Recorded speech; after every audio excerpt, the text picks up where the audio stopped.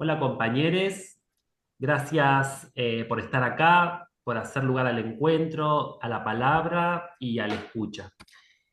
Nos invitaron a este congreso a conversar sobre los niveles secundario y superior, pero también sobre algo más amplio, el derecho a la educación como parte de una lucha colectiva que seguimos habitando todos los días. Nos presentamos brevemente, somos docentes, investigadores, activistas, educadores populares.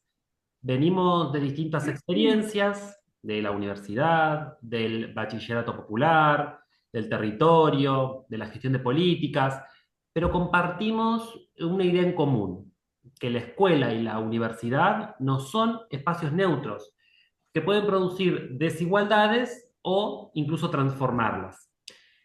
En esta charla queremos compartir algunas preguntas, algunas certezas, pero también algunas dudas, porque la intención es poder aportar a un diálogo más grande, el que sea en las aulas, en las asambleas, en los pasillos, en las calles, y que nos sigue empujando a pensar qué educación necesitamos hoy, para quién la estamos construyendo y sobre todo cómo la reimaginamos juntos.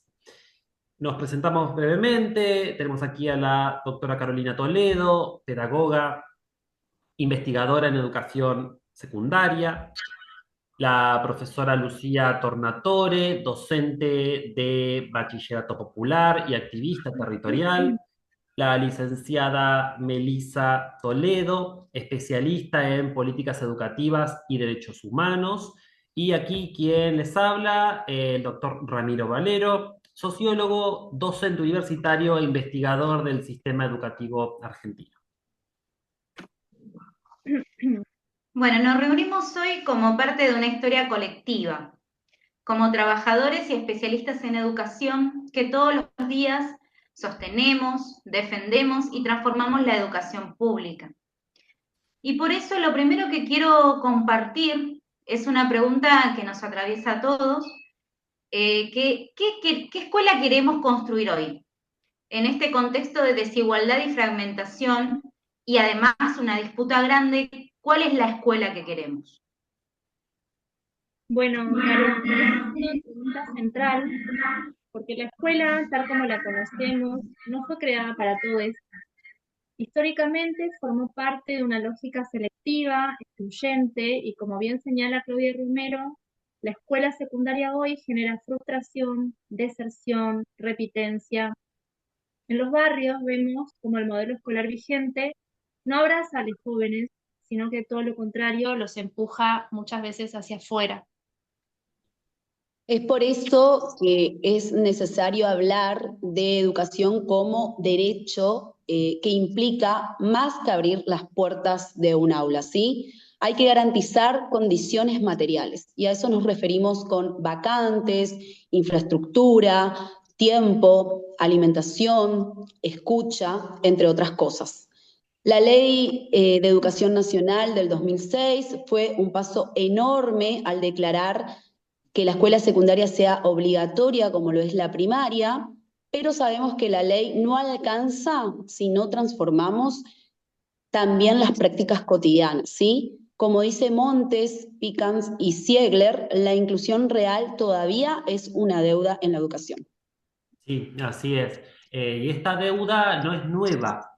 El sistema educativo argentino se construyó sobre una base, una matriz, perdón, elitista, racista, patriarcal. Durante décadas, ser estudiante universitario era un privilegio.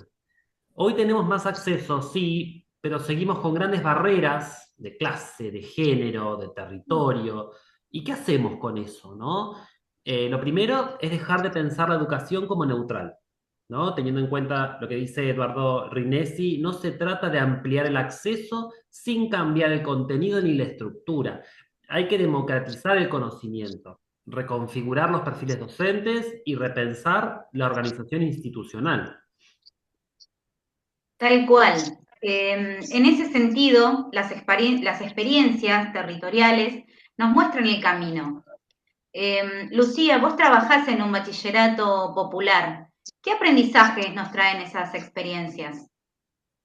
Bueno, muchísimo. mensajes. En los bachilleratos populares no se educa desde la lógica del mérito, sino desde la solidaridad y el compromiso con el territorio.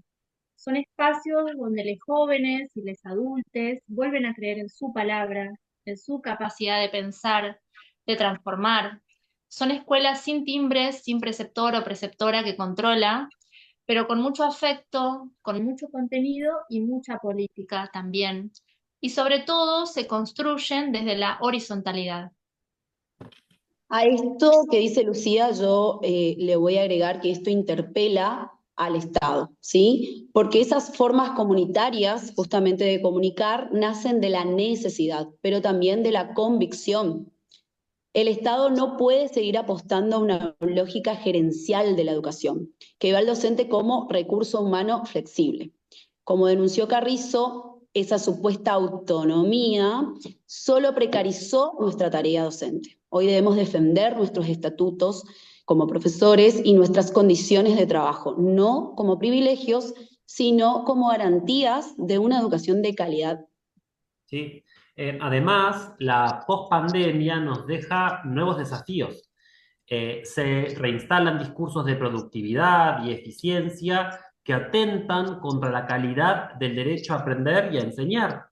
Y también nos deja una oportunidad de volver a poner la palabra docente en el centro, pero no como transmisor de contenido, sino como un sujeto político que construye sentido, que escucha, que problematiza y que acompaña. Muy bien, entonces la pregunta no es solo cómo recuperamos, entre comillas, la escuela, sino cómo la reimaginamos, cómo construimos formatos nuevos, contenidos significativos, vínculos basados en el respeto. También cómo dejamos de reproducir desigualdades, ¿no? Como para empezar a transformarla. Porque como dice Asprela, la escuela no es neutra. Puede ser territorio de exclusión o de transformación según nuestros actos y lo que hacemos con ellos. Bueno, sí, pero para todo esto también necesitamos de la formación docente integral, como plantea Gloria Edelstein, pero una formación conectada con la realidad, que nos prepare para trabajar con la complejidad de nuestras aulas, que reconozca la dimensión afectiva, política y epistemológica de enseñar, y que devuelva dignidad en lo laboral y en lo simbólico. Cabe destacar que nos encontramos en un momento bisagra, ¿no? O nos resignamos a la mercantilización de la educación o la defendemos reimaginándola o reinventándola. Porque como decimos siempre, la escuela no cambia el mundo sola, ¿no? Pero sí puede formar sujetos que sí la transformen.